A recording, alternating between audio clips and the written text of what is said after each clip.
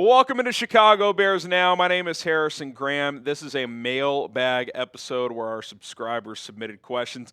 Didn't get to go live on Thursday. Our producer Cullen under the weather. I've been a little under the weather, so I was like, you know what? We'll just no live show, but we'll rip a few segments. We'll still do a Q&A. So shout out to everybody who submitted questions. If I didn't get to yours, we got to as many as we could. We'll try to work you in next time. All right, let's start with at Chi-Town Made Matt, saying, despite the completion percentage and game-ending pick, I see a budding superstar. Do you see the same? That's obviously talking about Caleb Williams. Yeah, I mean, look, the completion percentage thing is obviously something that's been a major talking point. I do think the accuracy has been very up and down. It's clearly like the next step for him just in general being more consistent. But I do see superstar qualities. He can make the wow plays. He's got kind of the aura of a face of a franchise. He has improved a lot. He's bought in to Ben Johnson. He's all in on the city of Chicago. So I still like where he's at. I think next year is probably at this point a more realistic timeline in terms of him kind of putting everything together, full offseason in this system where he can kind of continue to fine-tune some of the footwork things, the fundamentals, the technique. I think a lot of those misfires in the end come down to just the base and the feet not being where they need to be. So I'm with you. I see superstar qualities in Caleb Williams. He's just still an inconsistent player right now, but there's a lot of good things that we've seen this year, and I think there's a good chance it really all comes together next year. But I still think there's strides that can be made down the stretch this year that can give the Bears a chance to be a dangerous playoff team. Is Caleb Williams a future superstar? I want to hear from you guys. Type Y for yes, type in for no. I think he's got a chance to get there. He's got the talent. It's just about putting it all together. All right, our next question coming in from Ricky Sanchez, 69. He says, who are some of the edge rushers we could target in the first round? Well, these are just 10 names to monitor. Some of these guys will probably fall to day two. The Bears probably aren't going to be in the range for the Arvell Reeses of the world. We'll see where Ruben Bain goes, Keldrick Falk. David Bailey's a guy I really like, but he's been going top 10, top 15 in a lot of mocks. You know, the Bears likely picking in the 20s somewhere. TJ Parker's a guy we talked about. That's who Dane Brugler mocked to Chicago in his first mock draft. I think he checks a lot of the boxes that Dennis Allen would be looking for. I saw Cassius Howell go to the Bears in a Field Yates mock draft. That's not the typical DA pass rusher, but I'm a big fan of his game as well. And then you get to some kind of second round type of guys, Mateo Uiagalelei, Zion Young, and some others.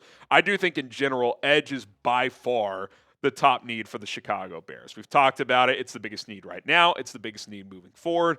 You just don't have that dude, and hopefully you can find one this offseason, whether it's via trade or by getting someone in the NFL draft. So we'll see who that is, but my guess is that is going to be a major priority for Ryan Poles and this staff this offseason to bolster that pass rush unit, especially off the edge.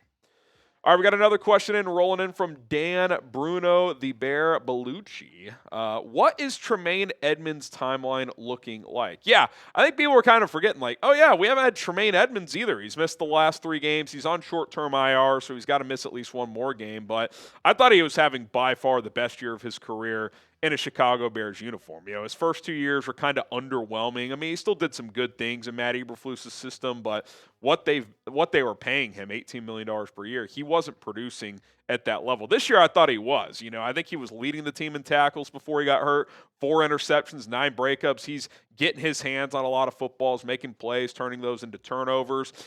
He can't return this week against the Browns, but eligible to be activated starting with that Packers game. Now, we'll see if that's realistic. That's a Saturday game, so that's one less day of prep time, so he'd probably only have like one full practice to work with. So my guess is he probably would not be activated for that game. Maybe San Francisco, which is also a big game. You're hoping you get him back sooner rather than later because I think he's a big part of this defense certainly. Now, with him being out, DeMarco Jackson's been a guy that stepped up. TJ Edwards is finally back, so hopefully Tremaine can return and plug in there with TJ. I thought the few games they did play together, they were really good, but they have not been able to play together much this year because now Tremaine's hurt and TJ's been hurt at various times this year as well. Kind of been the story of the defense, just next man up.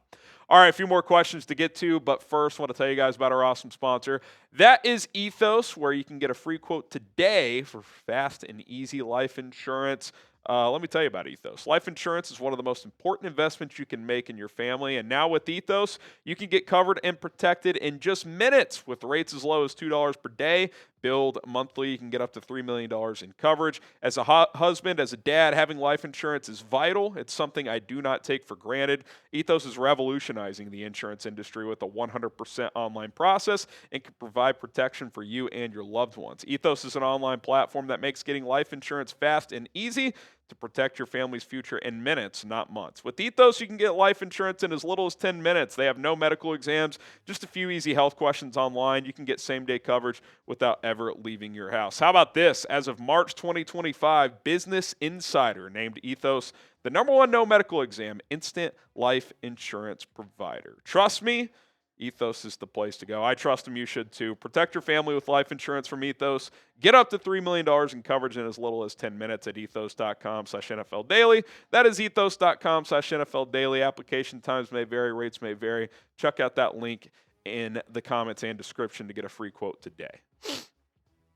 Okay, Christian Edits 42 is next up. What do you think DJ could fetch in a trade this offseason? Yeah, I mean, this has obviously been a topic that's popped up. You know, it'll be a more pressing topic when we get to the offseason. But look, regardless of whose fault it is, and I think there's a lot of blame to go around. I don't think this is just a DJ Moore issue. I think it could be a Caleb Williams issue at times. It could be a Ben Johnson issue at times. It could be defenses taking him away. I think now, especially with Rome banged up, I think if Rome misses another game, they're only going to key in on DJ Moore.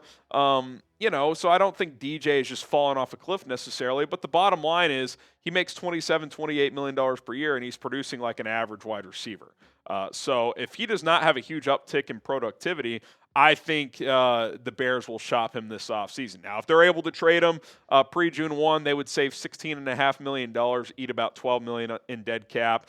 And a new team taking him on would take on about a $24.1 million cap. That's a fairly large number. So, I mean, realistically, middle round pick, I mean, Deebo Samuel went for a 5th. I think DJ Moore's a little bit better, but his contract is also a little bit larger. So, you know, you'd probably hope for a 3rd, but maybe settle for a 4th or a 5th. Now, hopefully he finishes strong and that raises his trade value and it gives you options, right? Hey, strong finish. We like how we can utilize him moving forward. Cool, you keep him. Or it's like, okay, let's strike while the iron's hot. Maybe you pivot off of him if his value is back higher than what it probably is right now. So we'll see. I could see it going either way. I don't think we should expect major return for DJ Moore given his contract, but we'll see. A strong finish could certainly change a lot of things for him and his future.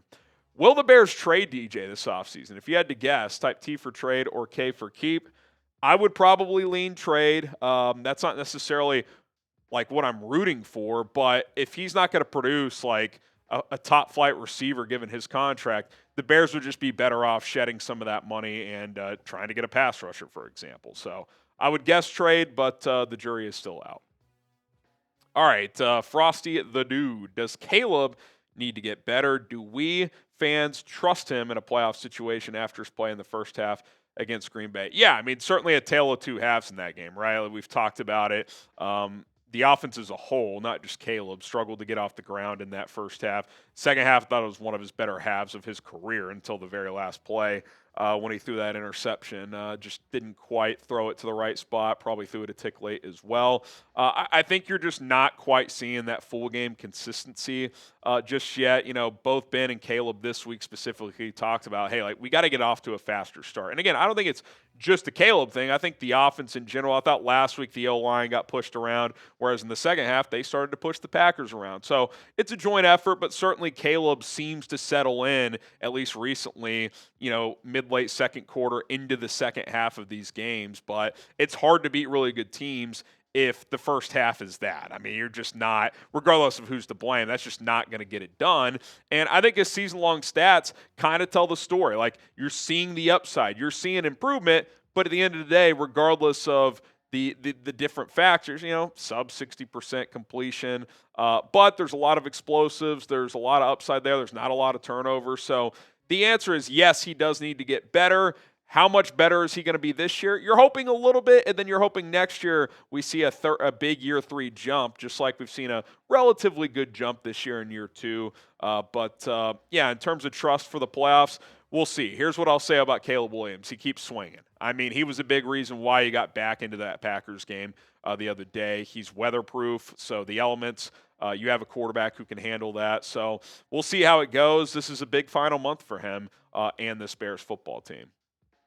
And then also just kind of piggybacking off that, Jamal's mother says, besides Caleb, what player do you see as the most important in a playoff run for the Bears? And certainly, I don't think Caleb has to be a superstar in this playoffs for them to, win a couple games, but he'll certainly have to be a little bit more consistent. I think a guy they need pretty consistent production from and impact is Montez Sweat. This defensive line is a weakness on this team right now. He's the one guy that can kind of get hot, if you will, and make those game-changing plays. He's got 8.5 sacks this year. He certainly played better and been a little bit more productive this year than he was a year ago. If he can make a few of those game-changing plays in the playoffs, strip sacks, couple of sacks, TFLs, I think he's pretty critical if the Bears were to make a deep playoff run. If no one on that defensive line can stand out, I just think in these high, intense games against really good teams, if you're not getting pressure up front, it's really, really hard to win. And I think that was the main difference against the Packers. Their defensive line made a lot of plays. The Bears just didn't. And that was the story of that game.